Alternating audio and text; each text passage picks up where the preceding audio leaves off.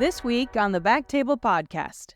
Always remember the importance of clinic. Do not underestimate how important this will be in your life. And remembering that along the way will serve you well, because coming into residency, making sure that you understand where is your clinic exposure coming from, and setting some goals for yourself on what things you want to learn from which attending or which clinic experience, and being intentional about that. Kind of check in with yourself midway through training, or at least in your fourth year, and say, how much clinic have I really seen? Have I avoided it too much? Where are my gaps? And what are things that I don't feel comfortable working up by myself, and being a little bit more thoughtful about that, so that in your chief year, or at least in this second part of your residency, you can focus more on what you need to get out of it, rather than scrambling in the last few months of chief year when you really want to be operating.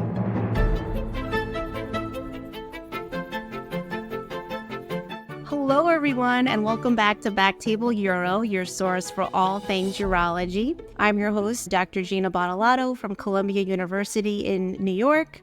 My co-host, Lindsay Hampson's not able to join us tonight, but really excited to open up our next BackTable resident trainee series with two wonderful guests, Dr. Allison Keenan and Dr. Nicholas Koch.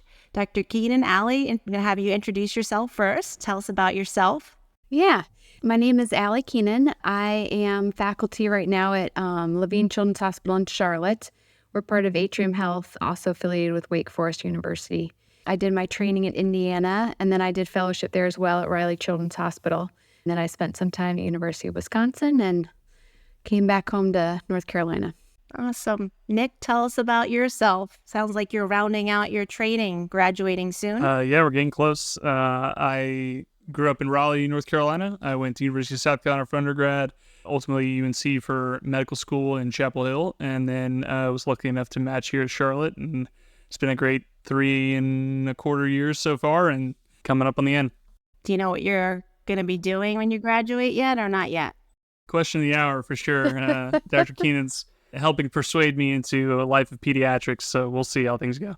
Well, I know she can be a very persuasive mentor. And in fact, I saw Allie give a wonderful talk at the last year's Society of Academic Urology conference, I think actually this year at the AUA.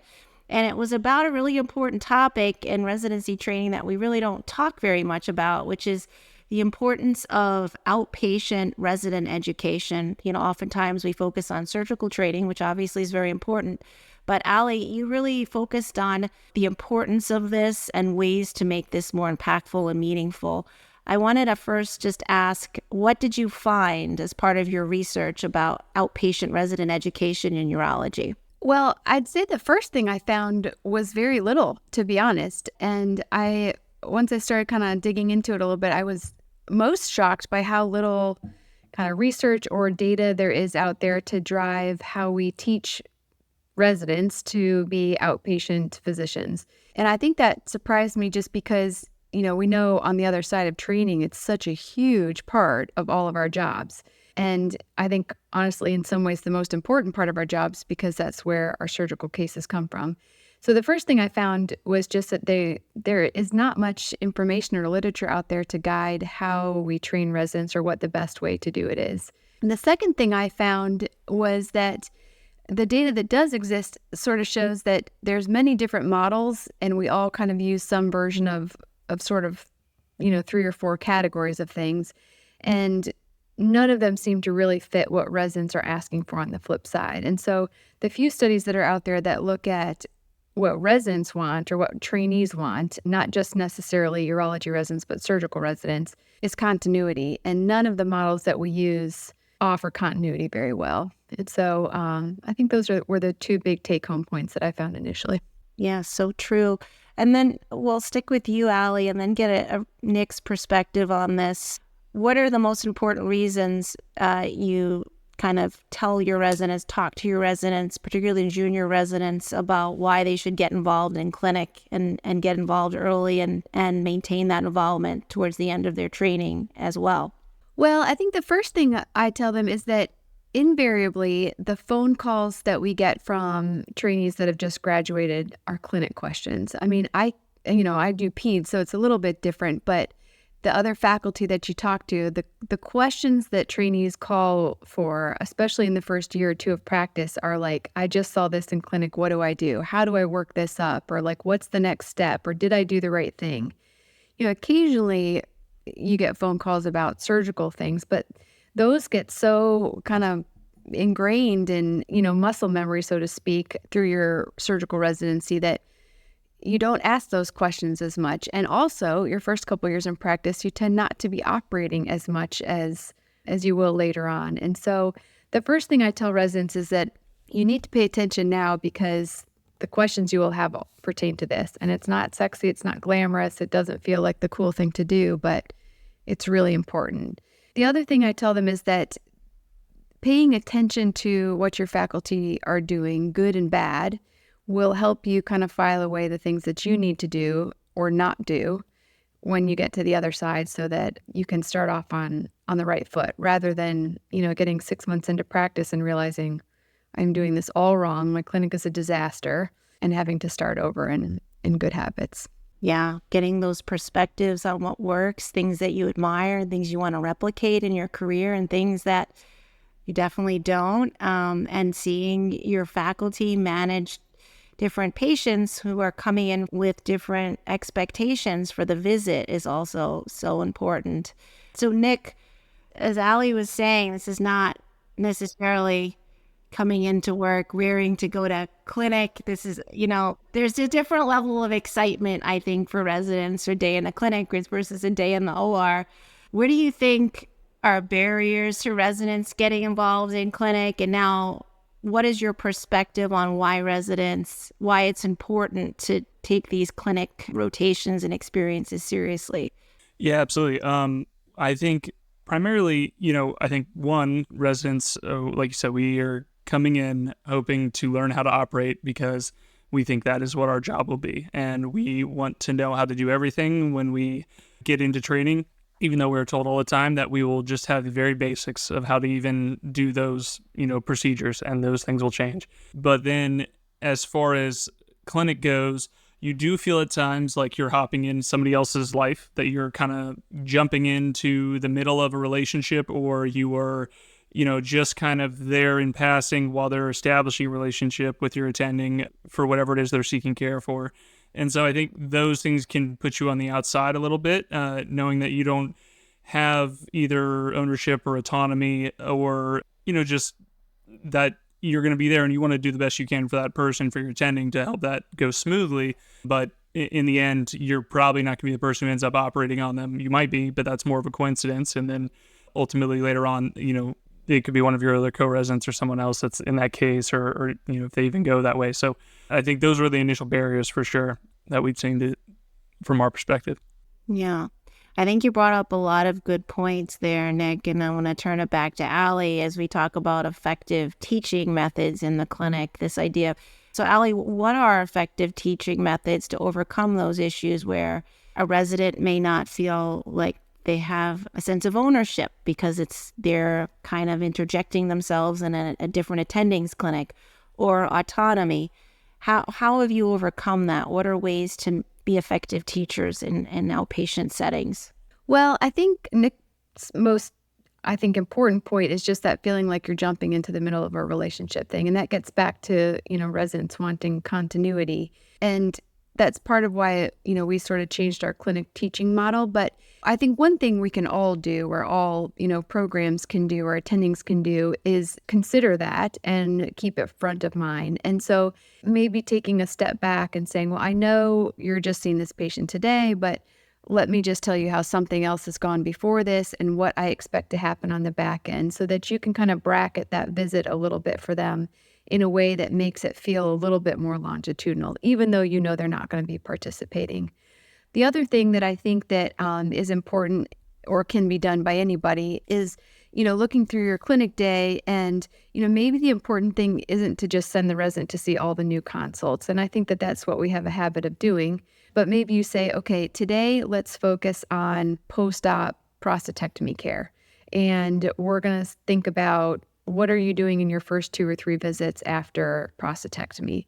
Or let's focus on pre-op visit for small renal mass. Like, what are the things that I'm doing to work up that visit? And so trying to pick out, something that maybe you have a few of in a clinic day, or something that your resident's going to go out and do frequently, and framing that clinic day in a way that teaches that point, rather than just saying, hey, you're shadowing me in clinic today, or my clinic is a circus. Why don't you see all the, every other new patient, and just kind of using it like workhorse.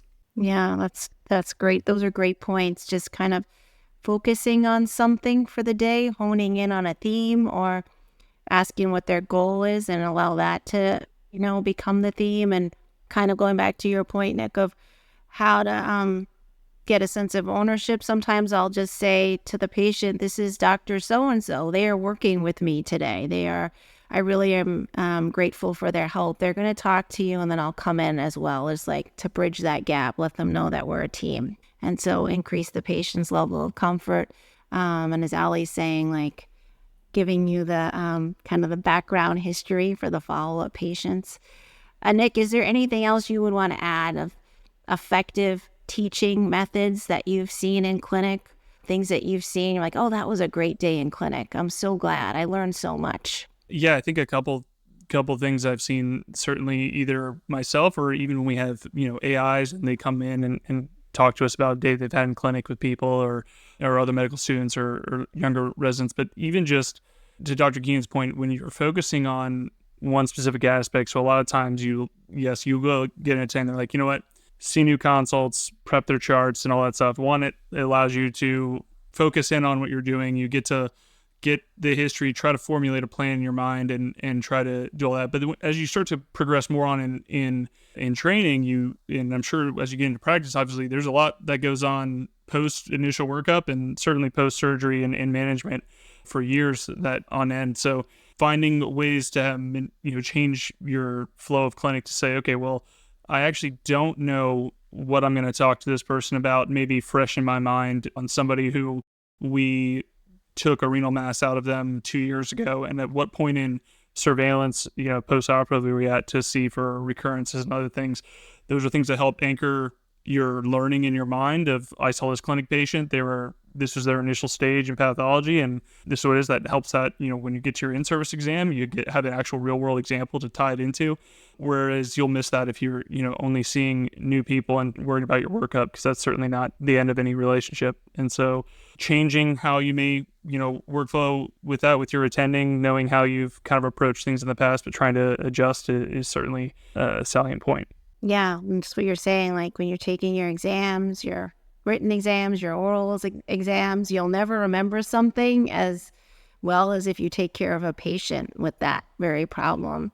Allie, are there times, do you use clinic for also non-clinical skills sometimes? Like have a resident say, I want to work on XYZ communication, or I want to learn about billing and coding, or, is that ever, how do you teach those type of topics? Yeah, I think that's super important. And I personally am terrible at billing and coding. I never teach that stuff because I would probably teach it wrong. But one of my partners in peds, and then we have a couple people on the adult side, are really good at that. And so, I think just leveraging all your different faculty to teach the pieces of things that they're really good at. So Jonathan Walker is my peds partner that loves billing and coding, and he's so good at it. And I always hear him teaching the residents about it and, really kind of drilling it down. And so I think, different faculty excel at different parts of clinic. And, so making sure that we champion those faculty, be like, hey, you're such a superstar at this, that, or the other. Can you really take initiative and be responsible for honing that in for the residents? Or, we have another faculty, Dr. Gerber, who all the residents say she's the best at clinic because she's super, super efficient and really busy. And I just asked her, what makes you so good at this? And she's like, well, I think it's that I do a lot of pre-charting and templating. So something that she's really good at is teaching residents how to template and save all their work and, use that so that it makes their efficiency better. So I think, teaching the non-clinical stuff is super important, and finding the people that your residents will work with who are good at those different things can be a really important thing, a good tool to use so that, everybody feels like they have a stake in the game. Everybody feels like they have ownership over education or some special piece of the pie that they are contributing. And so that also the residents kind of say, well, so-and-so is really good at teaching me this. Like when I have questions about that, I know who my best resource is, because there's so many pieces that go into an efficient practice. Yeah, as you're saying, it's great to capitalize on the strengths of all the different faculty. And these are clinical or non-clinical skills like time management, templates, billing and coding, difficult conversations. There's such a wealth of information there that you can learn from everybody. I think that's a great point. On the flip side, I'll say with you, Allie, this can be difficult for some people to incorporate a resident into the clinic. They may feel that it slows them down, that it affects their productivity, that it requires extra effort, as Nick is saying, to kind of integrate somebody new into the service. What do you say to faculty that come to you and say that it's negatively affecting their productivity or they're having difficulty? That has happened a few times, I'd say, over the years. And I would say I'm always just a little disheartened by that, because to me, teaching residents is such a joy. Like, it is just for sure the best part of my job, aside from the fact that I see kids every day. So that's pretty great too. And so I'm always just a little bit sad when somebody feels that way, because to me, it means they're not getting the most joy out of their job. But I also, frankly, am pretty blunt about pushing back and saying, you are in an educational space. Like if being part of a teaching institution or a residency program doesn't suit you, then maybe there's a different practice that's better for you. I have had one or two times where, we sort of made a deal where, okay, we'll say, okay, the resident's going to be with you this half day on this month. And so that person can kind of pre-plan that clinic to maybe navigate it differently. And so sometimes that can mitigate feeling slow. The most recent faculty that, has come to me with that, I think they just felt like they didn't have much to teach, which was totally not the case. And I think just reminding that person, like, you have more to offer than maybe you think. And maybe you're feeling burnt out or your job doesn't excite you anymore, but there's more to it than that. And so just reminding people sometimes how valuable they are to learners, sometimes all they need to hear. But I will say I'm not super sympathetic to that line of thought. So I probably don't indulge it maybe as much as I should. I agree with you as academic urologists, and it's so important. And most of the time, I would say the residents overwhelmingly enhance the clinic, pick up on details, and just facilitate the interaction. The vast majority of patients are so grateful to be meeting these people, be part of their training, feel like they've gotten even more attention. So it's usually a very positive thing. I think, Nick, since you said that you were potentially interested in pediatrics, what would you say to residents are unique challenges working in a pediatric ambulatory clinic as opposed to an adult ambulatory clinic? And how did you overcome those challenges as a resident? That's a good question. I think, the biggest difference being, I think it really comes down to probably exam is, in an adult clinic, they can send you in by yourself. You can kind of get through most of an interaction, history, physical, give reports, findings, all of that. In the peds clinic, you kind of have to be a bit judicious, and it still then at times can then feel like, okay, it doesn't actually revert back to it, but it can maybe seem like, oh, this reminds me of shadowing a bit because I'm watching my attending do an exam, or we're going to do it at the same time. But really, you're just trying to help facilitate, because if I do the exam on a 4-year-old for an undescended testicle, that interaction's over. They're going to be out of here in the next 3 minutes. So that hasn't helped my attending now get through the rest of their day, let alone if you do that 4 times throughout the clinic that morning or whatever. So I think recognizing when is the appropriate time to have your exam and talk, and parents, the unique anxieties of parents and families, and trying to help navigate that as a learner is certainly different than interacting with adult patients, but one that I've enjoyed. I think that's probably the biggest obstacle in that regard. Yeah, true. Like navigating the exam and the families and that extra interaction. I think you we articulated it well. It's a good challenge, particularly if you enjoy working with children. And Allie, you spoke at the SAU meeting about the unique longitudinal clinic that you started and organized at Atrium, how you built it, how you operationalized it. Really one of the best models I've heard of on how to educate residents in an outpatient setting. Can you tell our audience a little bit about that, how you had the idea, how you organized it, how you're maintaining it? Yeah. Well, I can take zero credit for it. It was the brainchild of, honestly, some of the residents, and Steve Riggs, our program director, kind of thought of it. But really, it's modeled after what a lot of other non-surgical programs do, and that's a true resident longitudinal clinic. So we call it the LRC or longitudinal resident clinic, but it's designed to try to add in that continuity piece and also to really drill down on autonomy and a sense of ownership over patients. And so how we structured it is that in the first couple years of residency, so as a 2 and a 3, you do a half day of clinic every other week. And then in your 4th and your 5th years, you do a half day of clinic once a week. And it is your clinic, your patients. There is a faculty member dedicated there, honestly, mostly for billing purposes, but also just to help the residents learn and make sure their plans are sound. But it's their own patient panel, and it pulls from a sort of general urology referral clinic. So there's the same payer mix, the same referral code mix that comes to our general urology practice. So it's not, some places have like a county hospital or residents are in charge of some specific demographic of patients or things like that. This is not designed to be that way. They see the same mix as everybody else. And as you get to be a more senior resident, we try to gear some of the new referrals to be more procedural. So you can do things like, vasectomies in clinic and things like that. When you have your own patients and you feel that you need to operate on somebody, then the residents are free to book that case with the attending of their choosing. A lot of their cases tend to be smaller things like stents and, ureteroscopy, stone stuff. And so sometimes it's just the on-call faculty will cover the case, but bigger cases, they can book with either the onc attendings or things like that.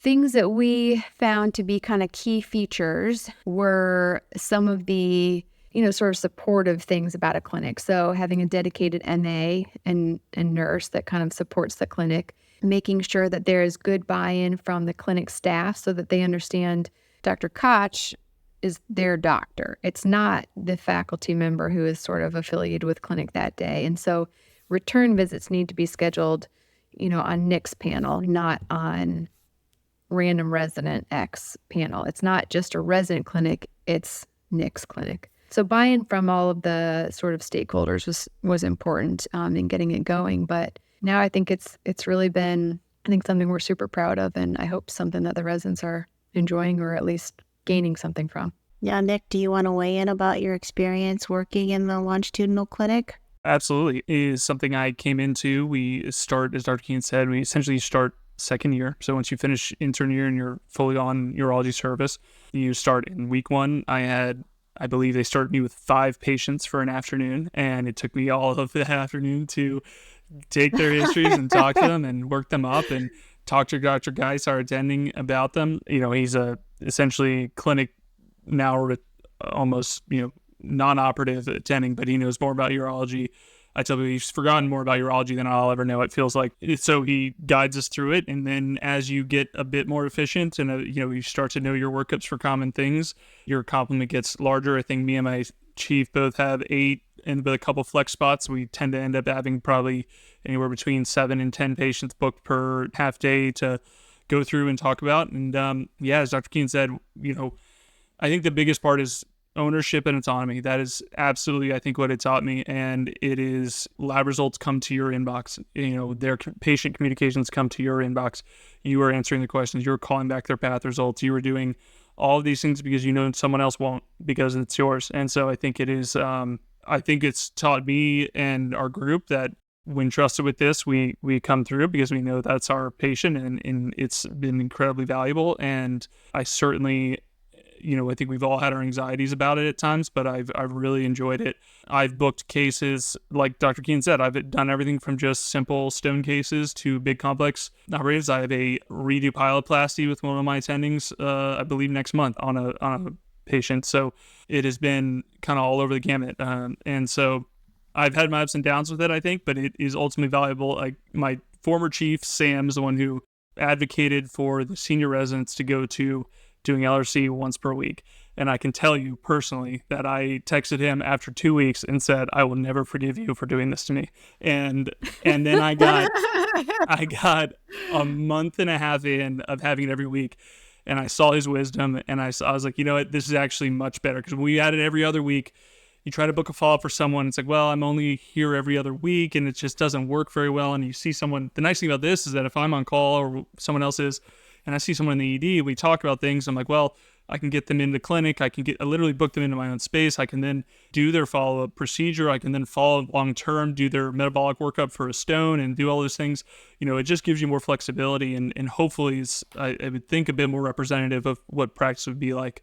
And I can, again, advocate, as Dr. Keenan said, that we do not see the indigent population or the uninsured or that is, though we have that mix of patients, but is similar. And that is what was presented at AUA, I believe, by Sam, my former chief, that we have a very reflective population of that which comes to our adult clinic.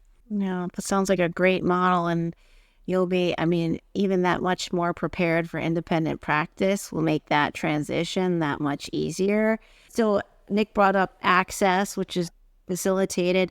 Any other feedback or from the patient standpoint? Yeah, we looked at that, or Sam really looked at that, and we don't have direct feedback like patient comments or things like that. I'm sure that's out there, but we can't pull those comments directly. But what we did look at was the rate of patients basically transferring or leaving their resident physician and moving over to a dedicated attending clinic. And the rate of, sort of somebody raising their hand and saying, I'm not up for this, is like less than 7%. So very few people seemed dissatisfied from it. And the sort of anecdotal data that we have from patients that have voiced feedback to Dr. Geis, who's sort of our kind of clinical point person, Yes.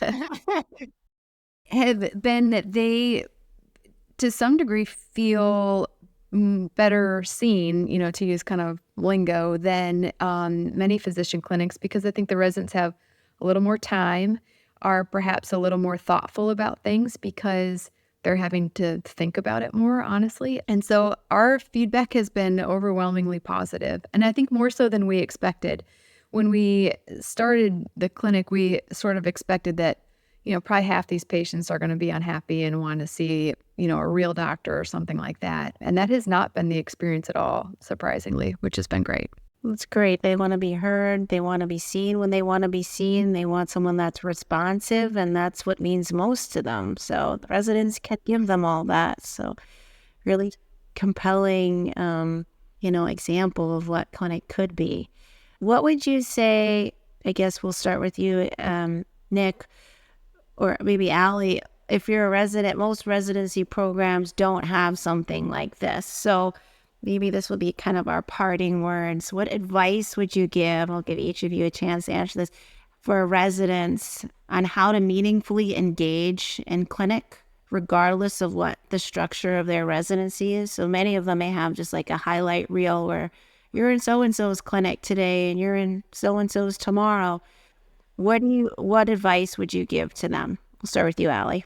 I think the first thing I would say is always remember the importance of clinic. Like, do not underestimate how important this will be in your life. And remembering that along the way will serve you well, because for myself personally, I avoided clinic like the plague. I had no clinic rotation in residency. And I've really paid the price on the back end. And so coming into residency, making sure that you understand where is your clinic exposure coming from, and setting some goals for yourself on what things you want to learn from which attending or which clinic experience, and being intentional about that. And then I think the second piece of advice I would give to residents is, kind of check in with yourself midway through training, or at least in your fourth year, and say, how much clinic have I really seen? Have I avoided it too much? Is there where are my gaps and what are things that I don't feel comfortable working up by myself, and being a little bit more thoughtful about that, so that in your chief year, or at least in this, second part of your residency, you can focus more on what you need to get out of it rather than scrambling in the last few months of chief year when you really want to be operating. That's great advice. Nick, you get the parting words of wisdom here. Yeah, I would advocate that depending on what your clinic setup is, or rotations, or you only have so much control as a resident of what your exposure is going to be, but to try to think of each patient as though it is yours, kind of like an operative case. What is your prep going to be? What is your setup going to be? What does the back end look like? How are we going to close? But how are we going to finish, and how are we going to, when is this patient going to follow up? What does that follow up need? What labs should we check? What other things? So just thinking through all those things is certainly helpful. If you do have a chance to have, a more autonomy in clinic, or some kind of, ownership in a clinic, pre-charting and, following up in clear communication with the patient, and especially with your staff. I think that's the one thing LRC really is taught, is that setting expectations of, hey, when this patient comes in, or any patient it's coming in for BPH, here are the 3 things I'm probably going to want at first, and to have that done and not have to communicate it over and over and over again, or whatever it is certainly going to help your flow of clinic and how you get through things. And so I think that would be my advice. No, I think this was so informative. I think this is an important topic. As you were saying, Allie, we don't talk about it enough. This is a significant part of independent practice. And as you're saying, you need to be intentional about it, take stock, think about whether you're getting the skills you need, both like the clinical skills and the non-clinical organizational type of skills, and optimize your time and your experience with the faculty mentors that you have while you have them. It's been really wonderful to see both of you and to chat with you. I think this is a really valuable installment in our BackTable residency series. And so I wish you a great evening, and thank everyone for their time and attention. Good night. Thank you for having us. Thank you very much.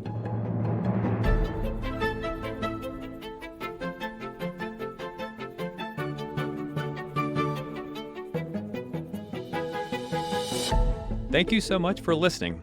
If you haven't already, make sure to subscribe, rate the podcast 5 stars, and share with a friend. If you have any questions or comments, DM us at _BackTable on Instagram, LinkedIn, or Twitter. BackTable is hosted by Aditya Bagrodia and Jose Silva. Our audio team is led by Kieran Gannon, with support from Josh McWhirter, Aaron Bowles, Josh Spencer. Design and digital marketing led by Brian Schmitz. Social media and PR by Chi Ding. Administrative support provided by Jamila Kennebrew. Thanks again for listening, and see you next week.